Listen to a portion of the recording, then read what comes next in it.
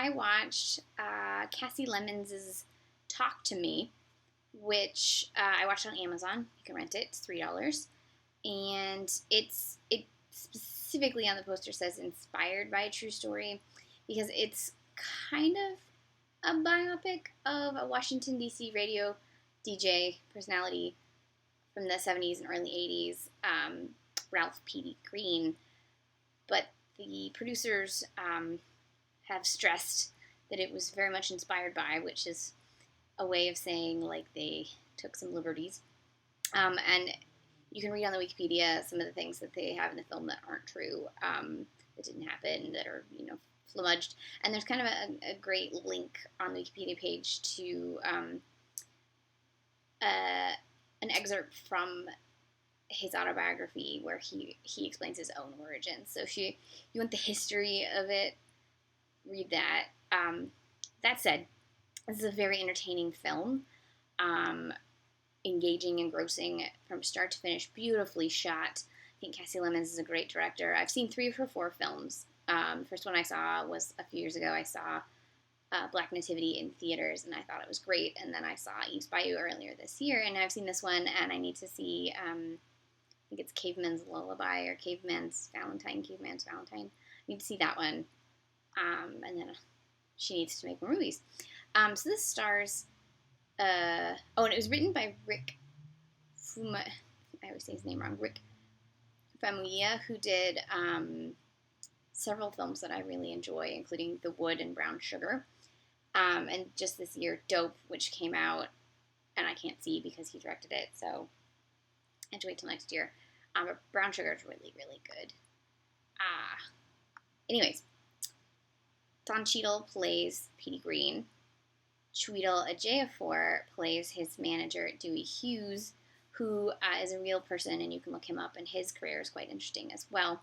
Taraji P. Henson plays his wife-girlfriend, Don Cheadle, who's not really based on the real him, because the real him had 4 kids, and that's not in this film at all, probably because his surviving family did not participate in this production. It's one of those biopics.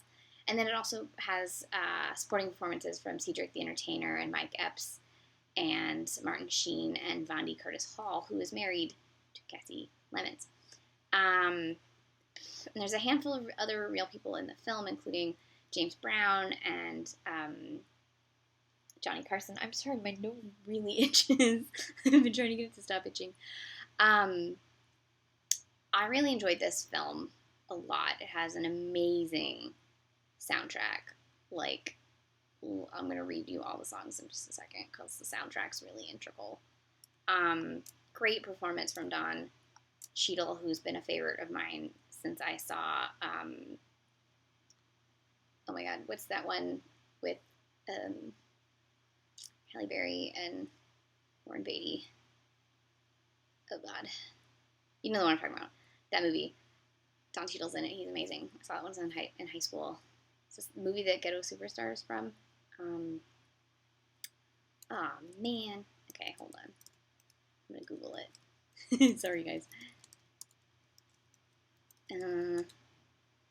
Bulworth. There we go.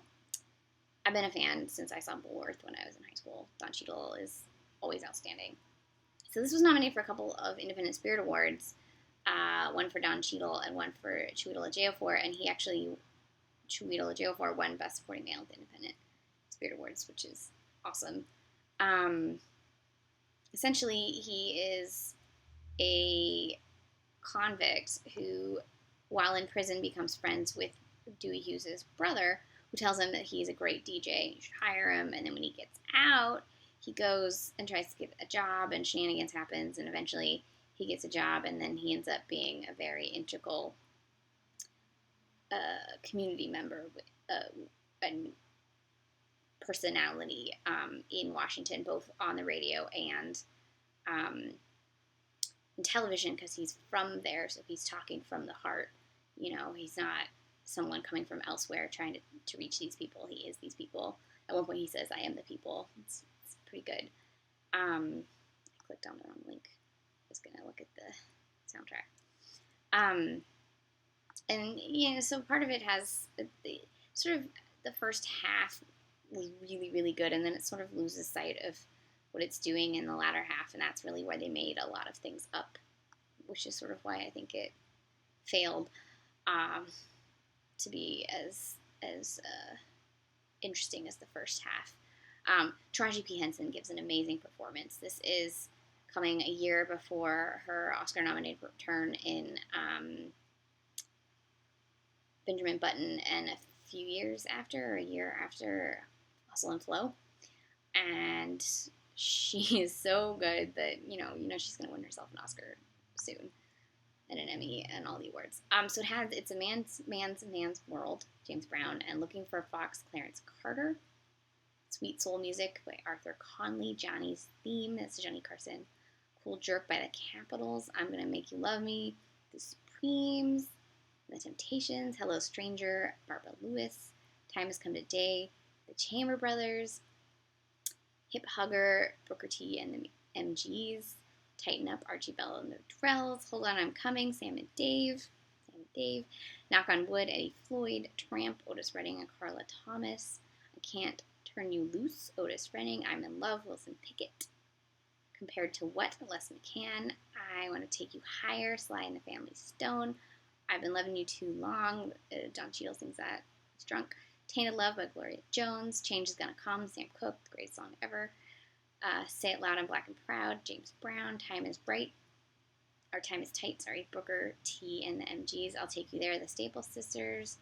What You See Is What You Get, the Dramatics. Gazing in the Grass, Hugh Massaclia, T.O., Rob McConnell, Out of Space, Billy Preston. If You Want Me to Stay, Sly and the Family Stone. Call Me Al Green. And Compared to What, Michelle. Oh, I don't know how to read that. Yellow. Great soundtrack. There's a scene about halfway through the film that's really, I think, it's like the centerpiece of the film, and it's just amazing, and it's set right when MLK has been assassinated, and there's riots in D.C., and he at first is out there like seeing the violence, and then he realizes that what he can really do is talk on the radio, get all the aggression off the street, and help people through this really tough time with what he does best, which is talking. And it's a great scene, and it ends with him putting on A Change Is Gonna Come by Sam Cooke, and it's just this beautiful moment in cinema that I just loved so much. And this is a great film, and I think you should definitely watch it. Again, I rented it on Amazon. I'm sure it's available elsewhere. It's from 2007. It's directed by Kasi Lemmons.